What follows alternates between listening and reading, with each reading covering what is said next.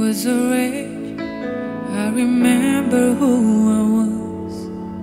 I was lost, I was blind, I was running out of time. Sin separated, the bridge was far too wide. From the far side of the chasm, you held me in your side. So you made a way across the great divide, left behind heaven's throne to build it here inside. There at the cross, you paid the debt I owed, broke my chains, freed my soul. For the first time I had hope.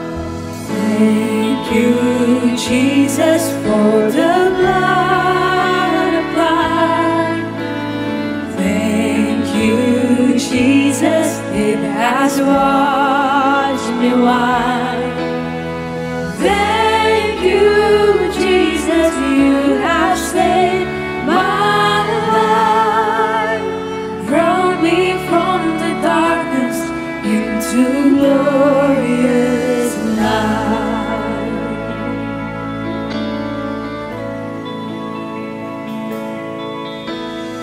You took my place, laid inside my tomb of sin. You are buried for 3 days, but then you walk out right again. And now death has no sting, and life has no end. For I have been transformed by the blood of the Lamb.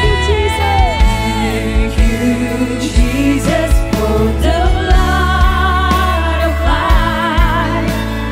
Thank you, Jesus, it has washed me white.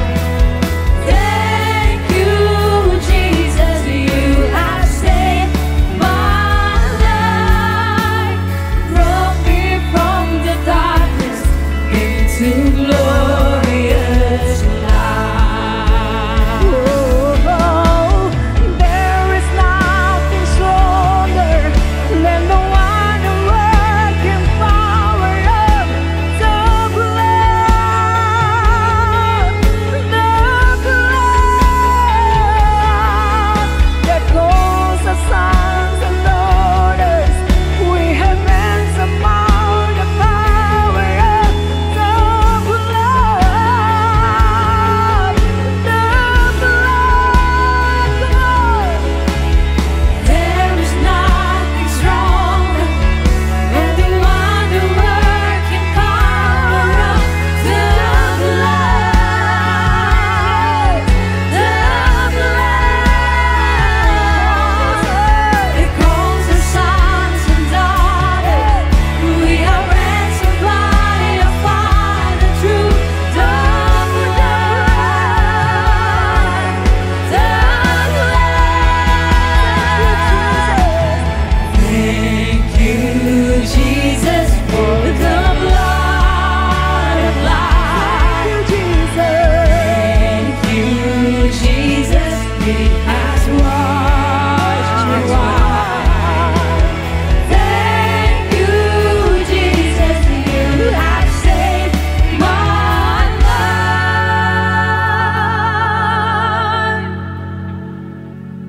Brought me from the darkness into glorious light.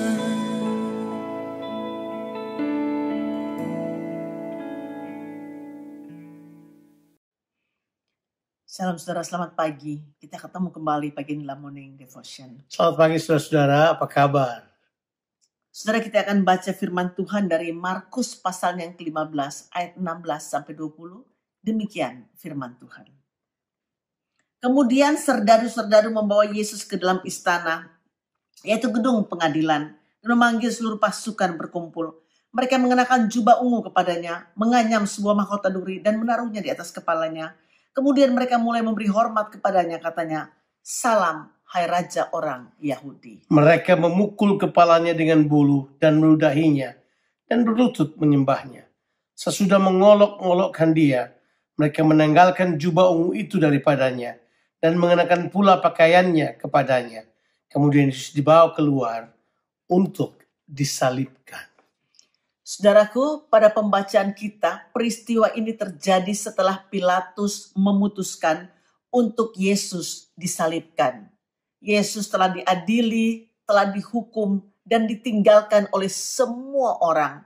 Dan Markus menuliskan bagaimana Yesus menggenapi Yesaya pasalnya yang ke-53, khususnya di dalam ayat yang ketiga, yang tertulis bahwa ia sangat dihina. Ada beberapa hal yang kita perlu perhatikan. Penghinaan ini berhubungan dengan penyebab dia dihukum mati, yaitu bahwa dia adalah raja orang Yahudi. Kita bisa melihat bahwa ada 3 hal yang mereka lakukan. Apa yang mereka lakukan, saudara? Yang pertama adalah mengenakan jubah ungu kepadanya, yaitu sebuah olok-olokan bahwa dia hanya mengaku-ngaku sebagai raja. Yang kedua adalah mahkota duri, yang tentunya merupakan penghinaan bahwa dia adalah seorang raja. Kemudian mereka memberi hormat padanya dengan mengatakan, "Salam, hai Raja orang Yahudi." Kemudian yang terjadi adalah mereka memukul kepalanya. Mereka meludahinya lalu berlutut menyembah dia. Itu adalah merupakan bentuk penghinaan. Saudara, pernahkah saudara melihat seorang yang diperlakukan seperti itu dan tidak membalas, tidak menjawab, tidak membantah? Dia seperti domba kelu yang dibawa ke pembantaian, tapi dia tidak membuka mulutnya.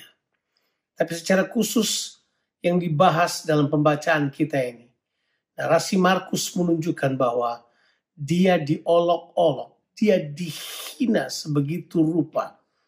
Ya, isi saya tadi sudah katakan menggenapi nubuatan Yesaya 53 bahwa ia sangat dihina. Dia tidak terpandang sama sekali, nggak ada yang ingin melihatnya. Dia begitu direndahkan. Mengapa Yesus melewati semuanya ini? Yang pertama, karena itu bagian yang telah ditetapkan, yang telah dinubuatkan oleh Tuhan. Waktu Yesus mengambil jalan ini, dia mau menunjukkan itulah dosa menyebabkan orang sampai masuk ke tempat yang paling dalam, terhina, tidak bisa bikin apa-apa. Yesus menanggungnya. Dia mengambil hinaan itu. Dia turun begitu jauh. Saudaraku, realitanya adalah Yesus bukan hanya menebus dosa kita saja, tetapi dia menanggung semua penghukuman yang datang karena dosa itu. Dan bagian dari penghukuman itu ialah kehinaan dan rasa malu. Kita semua adalah orang yang harusnya merasa malu karena dosa yang kita perbuat. Tapi Alkitab katakan, dia menanggung itu untuk kita. Dia lewati semuanya hanya untuk menanggungnya. Sebuah penderitaan yang bukan hanya fisik saja, tapi penderitaan mental yang begitu berat yang dia alami karena dia ingin menanggung semua dosa manusia. Dalam proses inilah Yesus kemudian dibawa, hanya bagian kecil saja, antara Pilatus menyerahkan kepada serdadu dan kemudian dia akan dibawa untuk disalib. Sepenggal kecil ini sajalah yang kemudian telah menjadi tempat di mana dia dihina, dia dicambuk, dia diinjak, dia diludahi, dia dipukul. Semuanya begitu rupa. Dengan tujuan supaya dia dapat mengambil akibat dari dosa kita. Amin. Saudaraku, Yesus menanggung dosa kita. Dia juga menanggung kehinaan kita. Dan dia tidak hanya mati, tapi dia direndahkan dan dihina supaya kita tidak dipermalukan. Roma 10 ayat 11 katakan, barang siapa yang percaya kepada dia tidak akan dipermalukan. Tuhan Yesus memberkati saudara sekalian. Amin.